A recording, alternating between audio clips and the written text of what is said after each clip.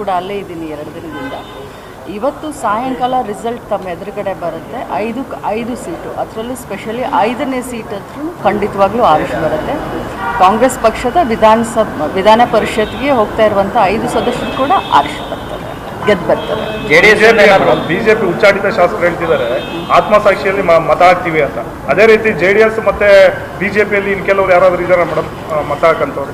ಅದನ್ನ ನಮಗೆ ಹೇಗೆ ಗೊತ್ತಾಗುತ್ತೆ, ಬಟ್ ನಾವು ಇಷ್ಟೇ ಹೇಳ್ಬೋದು, ನಮ್ಮ ಅಭ್ಯರ್ಥಿಗಳು 5 ಜನ ಇವತ್ತು ಗೆದ್ದು ಬರ್ತಾರೆ ಅಂತ ಹೇಳ್ಬೋದು. ನಮಗೆ ಕಾನ್ಫಿಡೆನ್ಸ್. ನೋಡಿ, ಕಾಂಗ್ರೆಸ್ ಪಕ್ಷ ಭಾಳಷ್ಟು ಒಗ್ಗಟ್ಟನ್ನು ಪ್ರದರ್ಶನ ಮಾಡಿದೆ, ಇನ್ನು ಮುಂದೆ ಕೂಡ ಪ್ರದರ್ಶನ ಮಾಡುತ್ತೆ. ತಾವೇ ನೋಡಿದ್ರಿ ಮೊನ್ನೆ ನಡೆದಂಥ ಆ ಒಂದು ಏನು ನಮ್ಮ ಮಾನ್ಯ ಸಿದ್ದರಾಮಯ್ಯ ಸಾಹೇಬರು ಯಾವ ರೀತಿ ಎಷ್ಟು ಸ್ಮೂತ್ ಟ್ರಾನ್ಸಾಕ್ಷನ್ ಅಂತ ಹೇಳ್ಬೋದು. ಪ್ರಜಾಪ್ರಭುತ್ವದ ಇತಿಹಾಸದಲ್ಲೇ ಒಂದು ಒಳ್ಳೆಯ ಒಂದು ಬೆಳವಣಿಗೆ ಕಾಂಗ್ರೆಸ್ ಪಕ್ಷದಲ್ಲಿ ಸೆಟ್ ಮಾಡಿದ್ದಾರೆ.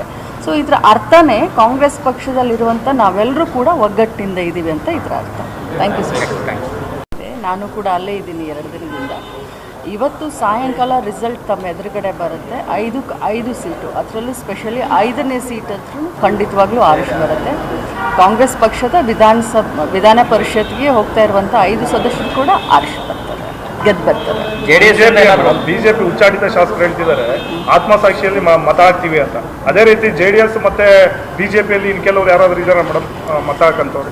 ಅದನ್ನ ನಮಗೆ ಹೇಗೆ ಗೊತ್ತಾಗುತ್ತೆ, ಬಟ್ ನಾವು ಇಷ್ಟೇ ಹೇಳ್ಬೋದು, ನಮ್ಮ ಅಭ್ಯರ್ಥಿಗಳು 5 ಜನ ಇವತ್ತು ಗೆದ್ದು ಬರ್ತಾರೆ ಅಂತ ಹೇಳ್ಬೋದು.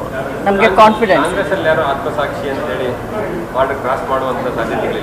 ನೋಡಿ, ಕಾಂಗ್ರೆಸ್ ಪಕ್ಷ ಭಾಳಷ್ಟು ಒಗ್ಗಟ್ಟನ್ನು ಪ್ರದರ್ಶನ ಮಾಡಿದೆ, ಇನ್ನು ಮುಂದೆ ಕೂಡ ಪ್ರದರ್ಶನ ಮಾಡುತ್ತೆ. ತಾವೇ ನೋಡಿದ್ರಿ ಮೊನ್ನೆ ನಡೆದಂಥ ಆ ಒಂದು ಏನು ನಮ್ಮ ಮಾನ್ಯ ಸಿದ್ದರಾಮಯ್ಯ ಸಾಹೇಬರು ಯಾವ ರೀತಿ ಎಷ್ಟು ಸ್ಮೂತ್ ಟ್ರಾನ್ಸಾಕ್ಷನ್ ಅಂತ ಹೇಳ್ಬೋದು.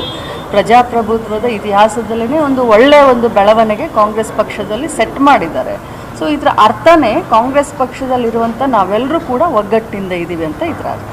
Thank you sir.